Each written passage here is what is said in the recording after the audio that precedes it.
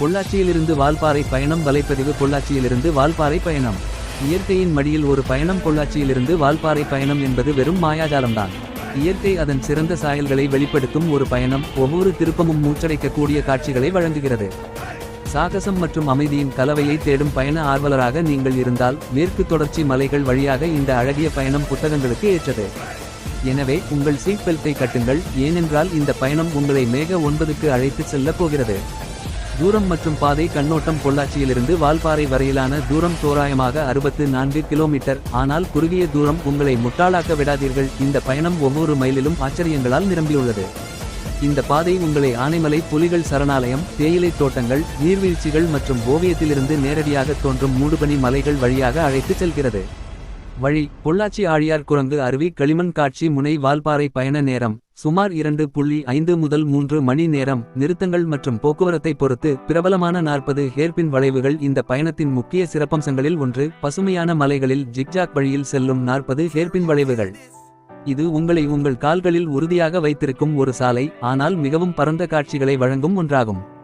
கடினமான ஏறுதல்களுக்கு பிறகு மிகவும் மூச்சடைக்கக்கூடிய காட்சிகள் வரும் என்று சொல்வது போல் ஹேர்பின் வளைவு சிறப்பம்சங்கள். 9வது வளைவு ஆழியார் அணையின் மயக்கும் காட்சியை வழங்குகிறது.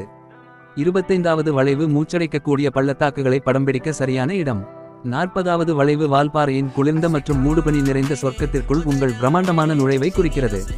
போக்குவரத்து முறைகள். பொள்ளாச்சியிலிருந்து வால்பாறையை எப்படி அடைவது? பேருந்து மூலம். மலிவு மற்றும் இயற்கை எழில் கொஞ்சம் பயணம். பணமில்லா பயணிகள் மற்றும் ஒரு அற்புதமான அனுபவத்தை விரும்புவோருக்கு தமிழ்நாடு அரசு போக்குவரத்து கழகம் TNSTC பொள்ளாச்சி மற்றும் வால்பாறை இடையே அடிக்கடி பேருந்துகளை இயக்குகிறது. பேருந்து பயணம் மேற்கு தொடர்ச்சி மலையின் அழகை நிதானமான வேகத்தில் ரசிக்க உங்களை அனுமதிக்கிறது. பேருந்து நேரங்கள். பொள்ளாச்சி பேருந்து நிலையத்திலிருந்து ஒவ்வொரு மணி நேரத்திற்கும். காலம் 3 முதல் 4 மணி நேரம், சாலை நிலைமைகளை பொறுத்து.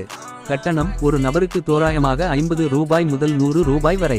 மெதுவாகவும் சீராகவும் செல்வது பந்தயத்தில் வெற்றி பெறுகிறது என்று அவர்கள் சொல்வது போல் இந்த பயணம் இயற்கையின் எந்த அதிசயங்களையும் நீங்கள் தவறவிடாமல் பார்த்துக் கொள்கிறது. டாக்ஸி மூலம் ஒரு வசதியான மற்றும் தொந்தரவு இல்லாத பயணம். வசதி உங்கள் முன்னுரிமை என்றால் ஒரு டாக்ஸியை வாடகைக்கு எடுப்பது சிறந்த வழி. நீங்கள் தனியாகவோ குடும்பத்துடன் அல்லது குழுவாகவோ பயணம் செய்தாலும் வழியில் உள்ள காட்சி தளங்கள், நீர்வீழ்ச்சிகள் மற்றும் இயற்கை காட்சி இடங்களில் நிறுத்த ஒரு வண்டி நெகிழ்வுத்தன்மையை வழங்குகிறது. கட்டணம் 2000 ரூபாய் முதல் 3000 ரூபாய் வரை, வாகன வகை மற்றும் பருவத்தை பொறுத்து. கால அளவு சுமார் 2.5 முதல் 3 மணி நேரம் வரை. போனஸ்: தனியார் டாக்ஸிகள் உங்களை மூச்சடைக்கக்கூடிய இடங்களில் நிறுத்தி அற்புதமான படங்களை எடுக்க அனுமதிக்கின்றன. எல்லாவற்றிற்கும் மேலாக பயணம் சேருமிடத்தைப் போலவே முக்கியமானது. ரயில் மூலம் ஒரு திருப்பத்துடன் ஒரு பகுதி சவாரி. பொள்ளாச்சியிலிருந்து வால்பாறைக்கு நேரடி ரயில் இல்லை. இருப்பினும் நீங்கள் ரயில் பயணங்களை விரும்பினால் கோயம்புத்தூர் அல்லது பாலக்காட்டிலிருந்து பொள்ளாச்சிக்கு ரயிலில் சென்று மீதமுள்ள பயணத்தை பேருந்து அல்லது டாக்ஸியில் தொடரலாம். அருகிலுள்ள ரயில் நிலையம் பொள்ளாச்சி சந்திப்பு. மாற்று வழி: கோயம்புத்தூர் பொள்ளாச்சி வால்பாறைக்கு ரயிலில் செல்லுங்கள். இந்த விருப்பம் வேகமானதல்ல என்றாலும் சில நேரங்களில் இயற்கை எழில் கொஞ்சம் பாதையில் செல்வது எல்லா வித்தியாசங்களையும் ஏற்படுத்தும். வழியில் கட்டாயம் பார்க்க வேண்டிய இடங்கள். பொள்ளாச்சியிலிருந்து வால்பாறைக்கு ஒரு பயணம் என்பது மலைவாசஸ்தலத்தை அடைவது மட்டுமல்ல, அது வழியில் ஒவ்வொரு தருணத்தையும் மகிழ்விப்பதாகும். நீங்கள் தவறவிடக்கூடாத சில நிறுத்தங்கள் இங்கே. அலியார் அணை மயக்கும் காட்சிகளை வழங்கும் ஒரு அற்புதமான நீர்த்தேக்கம். குரங்கு நீர்வீழ்ச்சி விரைவாக நீந்துவதற்கு ஏற்ற புத்துணர்ச்சியூட்டும் நீர்வீழ்ச்சி. லோமின் காட்சி புள்ளி அற்புதமான பள்ளத்தாக்கு காட்சிகளை வழங்கும் ஒரு சாதகமான புள்ளி. சோலையர் அணை ஆசியாவின் மிகப்பெரிய அணைகளில் ஒன்று, பசுமையால் சூழப்பட்டுள்ளது. தேயிலை தோட்டங்கள் பச்சை கம்பளம் போல தோற்றமளிக்கும் எண்ணற்ற தேயிலை தோட்டங்கள். வாழ்க்கை என்பது பயணத்தை பற்றியது, இலக்கை பற்றியது அல்ல என்று சொல்வது போல இந்த பயணம் உண்மையிலேயே அதை உள்ளடக்கியது. பயணம் செய்ய சிறந்த நேரம். வால்பாறை ஆண்டு முழுவதும் செல்லக்கூடிய இடமாக இருந்தாலும் பார்வையிட சிறந்த நேரம் அக்டோபர் மற்றும் மார்ச் மாதங்களுக்கு இடையில் ஆகும். அப்போது வானிலை குளிர்ச்சியாகவும் மூடுபனியாகவும் சுற்றி பார்ப்பதற்கு ஏற்றதாகவும் இருக்கும். கோடை மார்ச் ஜூன் பகலில் வெப்பமாகவும் மாலையில் இனிமையாகவும் இருக்கும். பருவமழை ஜூலை செப்டம்பர் உச்சத்தில் பசுமை ஆனால் அடிக்கடி பெய்யும் மழை சாலையை வழுக்கும். குளிர்காலம் அக்டோபர் பிப்ரவரி குளிர்ந்த காற்று மற்றும் மூடுபனி மலைகளுடன் சிறந்த நேரம். இறுதி எண்ணங்கள் நினைவில் கொள்ள வேண்டிய சாலை பயணம். பொள்ளாச்சியிலிருந்து வால்பாறைக்கு பயணம் செய்வது நீங்கள் திரும்பி வந்த பிறகும் நீண்ட நேரம் உங்களுடன் இருக்கும் ஒரு அனுபவமாகும். சிலிர்ப்பூட்டும் கொண்டை ஊசி வளைவுகளில் நீங்கள் பயணித்தாலும், இயற்கையின் அருட்கொடைகளை ரசிக்க நின்றாலும், சாலையோர கடையில் சூடான தேநீர் அருந்தினாலும் ஒவ்வொரு தருணமும் சிறப்பு வாய்ந்தது. எனவே உங்கள் பைகளை பிரேக் செய்து பயணத்தை தொடங்குங்கள். நினைவில் கொள்ளுங்கள், சாகசம் வெளியே உள்ளது, உங்களுக்காக காத்திருக்கிறது. மேற்கு தொடர்ச்சி மலையின் ஆனைமலை தொடரில் கடல் மட்டத்திலிருந்து 3500 அடி உயரத்தில் அமைந்துள்ள வால்பாறை மலைவாச ஸ்தலம் தமிழ்நாட்டின் சிறந்த சுற்றுலா தலங்களில் ஒன்றாகும். பொள்ளாச்சியிலிருந்து 64 கிலோமீட்டர் தொலைவிலும், கோயம்புத்தூரிலிருந்து 102 கிலோமீட்டர் தொலைவிலும் அமைந்துள்ளது. வால்பாறை மலைவாசஸ்தலம் மாசு இல்லாத சொர்க்க பூமியாகும். இது தேயிலை தோட்டங்களால் சூழப்பட்டுள்ளது. இது பசுமையான மலைகள் மற்றும் அழகிய காடுகளால் கம்பீரமாக நிற்கிறது. பொள்ளாச்சியிலிருந்து வால்பாறைக்கு இடையே பயணம் செய்வது ஒரு கவர்ச்சியான அனுபவமாகும். இந்த இடத்தில் அடர்ந்த காடுகளால் சூழப்பட்ட ஏராளமான தேயிலை மற்றும் காபி தோட்டங்கள் உள்ளன. வால்பாறையின் காலநிலை தேயிலை, காபி, ஏலக்காய் மற்றும் சின்கோனா மரங்களுக்கு மிகவும் ஏற்றது. முந்தைய பதிவுகளின்படி 1846ஆம் ஆண்டில் திரு. ராமசாமி முதலியார் தனது தனியார் தோட்டத்தில் காபி பயிரிடத் தொடங்கினார். பின்னர் 1864ஆம் ஆண்டில் கர்நாடக காபி நிறுவனம் இங்கு தங்கள் காபி தோட்டத்தை தொடங்கியது. ஆனால் அவர்களால் அதை லாபகரமாக மாற்ற முடியவில்லை. எனவே அவர்கள் தங்கள் நிலத்தின் ஒரு பகுதியை விற்றனர். 1890ஆம் ஆண்டில் பிரிட்டிஷ் ஆட்சி காலத்தில் இருந்த சென்னை மாநில அரசிடமிருந்து டபிள்யூ. விண்டில் மற்றும் நோர்டன் வால்பாறையில் ஒரு பெரிய நிலத்தை வாங்கினர். விண்டில் அந்த பகுதியை காடுகளை அழித்து தேயிலை மற்றும் காபி தோட்டங்களை நிறுவினார். அனுபவம் வாய்ந்த தோட்டக்காரரான கார்வர் மார்ஷ் அவருக்கு உதவினார். கார்வர் மார்ஷ் தனது அர்ப்பணிப்பு மற்றும் கடின உழைப்பால் பின்னர் அண்ணாமலைகளின் தந்தை என்று அறியப்பட்டார். கார்வர் மார்ஷுக்கு அர்ப்பணிக்கப்பட்ட கவர்கல் எஸ்டேட்டில் ஒரு சிலை அமைக்கப்பட்டுள்ளது. இந்தியாவில் அதிக மழை பெய்யும் பகுதிகளான வால்பாறையில் உள்ள இடங்களில் சின்ன கல்லாரும் ஒன்றாகும். பொள்ளாச்சி சமவெளிகளிலிருந்து வால்பாறையை அடைய சுமார் 40 செங்குத்தான கொண்டை ஊசி வளைவுகள் உள்ளன. இந்த பகுதி யானைகள் நிறைந்த பகுதியாகும். மேலும் பல சிறுத்தைகள் இருப்பதாக அறியப்படுகிறது. வால்பாறை மலைத்தொடர் நீலகிரி தகரின் வாழ்விடமாகும். சுற்றுலா பயணிகள் வால்பாறையின் மிக முக்கியமான ஈர்ப்புகளில் ஒன்றான இந்திரா காந்தி வனவிலங்கு சரணாலயத்தையும் பார்வையிடலாம். இந்த சரணாலயத்தில் பயணிகள் சிங்கவால், குரங்கு, குரைக்கும் மான், காட்டுப்பன்றி, நீலகிரி மற்றும் லங்கூர் போன்ற மான்களை காணலாம். வால்பாறை பறவைகளை பார்ப்பதற்கும் சிறந்த இடமாகும்.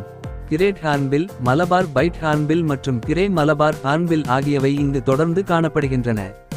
வால்பாறையிலிருந்து பார்வையிட மேல் சோலையார் அணை 15 கிலோமீட்டர் ஒரு அருமையான இடம்.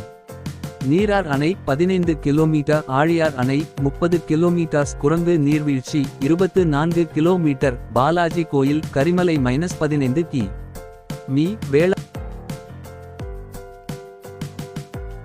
விநாயகர் கோயில் சோலையாருக்கு அருகில் போன்றவை பார்வையிட வேண்டிய பிற முக்கிய இடங்களாகும். சுற்றுலாவை மேம்படுத்துவதற்காக பயணிகள் மலையேற்றத்திலும் ஈடுபடலாம் மற்றும் தேயிலை தோட்டங்களுக்கு செல்லலாம். மே மாதத்தில் வால்பாறையில் 3 நாள் கோடை விழா ஏற்பாடு செய்யப்பட்டுள்ளது. இந்த நிகழ்வில் குழந்தைகளுக்கான அமர்வுகள், மேலும் மலர் கண்காட்சிகள், நாட்டுப்புற மற்றும் பழங்குடி நடனங்களும் இந்த நிகழ்வின் ஒரு பகுதியாகும். கோடை விழாவை காணவும் இயற்கை அழகை ரசிக்கவும் ஆயிரக்கணக்கான சுற்றுலா பயணிகள் இங்கு வருகிறார்கள். வால்பாறையில் ரிசார்ட்டுகள், ஹோட்டல்கள், குடிசைகள், ஹோம் ஸ்டேக்கள் மற்றும் டீ எஸ்டேட் பங்களாக்கள் என ஏராளமான தங்குமிட வசதி. வால்பாறை பொள்ளாச்சி, கோயம்புத்தூர், சாலக்குடி மற்றும் பழனியுடன் பேருந்து மூலம் இணைக்கப்பட்டுள்ளது.